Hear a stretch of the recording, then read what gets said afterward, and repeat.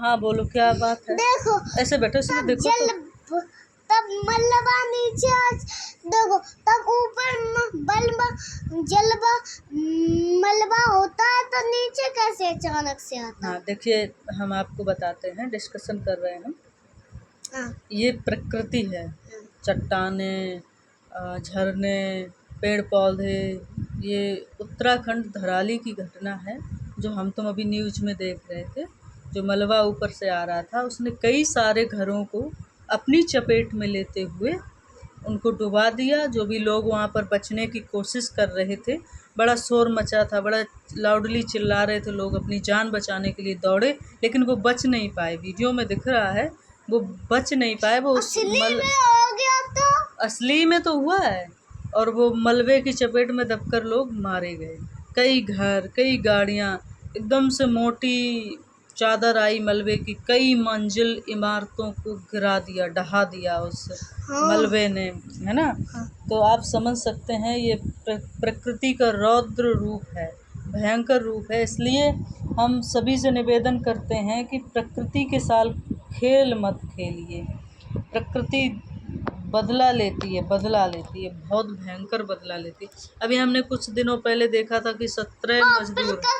प्रकृति के साथ क्यों नहीं खेला जाता। मतलब खेलने का मतलब ये है उनके पहाड़ों को मत तोड़ो, जो जंगल हैं वहाँ पर उनको मत काटो, है ना। लोग बस्ती बसाने के चक्कर में जंगलों को काट रहे हैं, तो वहाँ प्रकृति का जो सहज रूप होता है वो डिस्टरबेंस हो जाता है, उसको परेशानी होती है। जैसे आप हो, आप यहाँ पे रहते हो, आप टाइम से उठते खाते, आपकी रूटीन में कोई बाधा डाले, विघ्न डाले, आपको परेशान करे तो आपको गुस्सा आएगा। हाँ, ऐसे ही वहाँ पर प्रकृति है, शांत रूप में रहती है। कोई लकड़ी को काटता है, कोई पेड़ों को फाड़ता है, कोई मिट्टी को परेशान करता है, कोई प्रकृति को ऐसे खोदता है। हाँ खोदता है, इधर देखो, इसमें देख के बात करो। प्रकृति को खोलता है तो खोदता है, तो प्रकृति क्या करती है। प्रकृति साइलेंट रहती है, उनसे बोलती नहीं है, लेकिन बाद में फिर ऐसे जलजला लाती है, इसी टाइप के मलबा लाती है, डिसबैलेंस होती, परेशान होती, गुस्सा आता है उसको, तो फिर वो ऐसी त्राही त्राही मच जाता है, लोगों के घर मकान, कई जानें चली जाती हैं।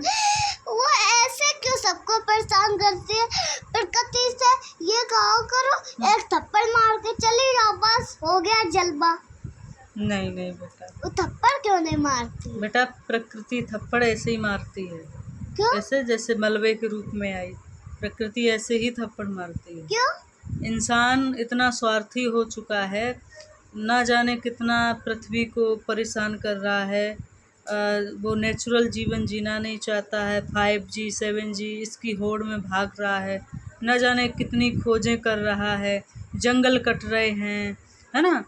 चट्टानें गिराई जा रही हैं, उनके चट्टानों का सीना फाड़ के सुरंगें बनाई जा रही हैं, तो प्रकृति रौद्र रूप लाएगी, क्यों नहीं लाएगी। उसको डिस्टर्ब करोगे, खोदोगे, चीरोगे उसके सीने को, तो प्रकृति रौद्र रूप नहीं लाएगी। धरती तो चलने वाली होती तो उसके ऊपर चलता है, तो क्यों नहीं गुस्सा होती है। तो ये उसके लिए हैप्चुअल है। वो जानती है बच्चे चलेंगे कहाँ जाएंगे, धरती पे आराम से चल रहे। जब धरती को लाखों लाखों किलोमीटर तक पत्थर तोड़े जाते, जंगल काटे जाते हैं, उसको पत्थर तोड़े जाते हैं, है ना, पहाड़ों पे, तब गुस्सा आता है। ये घटना है धराली उत्तराखंड की, जहाँ पर मैंने अभी आपको वीडियो दिखाया, उसमें घर गिर रहे हैं, मलबा कई फीट ऊंचा, 400-500 फीट ऊंचा होगा, वो घरों को तोड़ता हुआ आ रहा है। बड़े बड़े मल्टी बिल्डिंग्स बनी थी, बढ़िया मार्केट था, उन घरों को देखिए। बिट्टू के साथ मेरा डिस्कशन बहुत बेस्ट रहा। बिट्टू हमारे जिज्ञासु हैं, बहुत जिज्ञासा करने वाले, यानी कि क्यूरोसिटी का मतलब है, जिज्ञासा का मतलब होता है जानने की इच्छा करना। तो इनका दिमाग बहुत तेज़ी से दौड़ता है जानने की इच्छा के लिए। तो हमारे बिट्टू बहुत ही सुपर जीनियस हैं, इनको हम सैल्यूट करते हैं। क्यों Bittu, you are very talented. Okay, यहीं पर अपने मिनी ब्लॉग को हम फिनिश करते हैं। Good night, bye. आप भी कर दो good night. Good night, bye.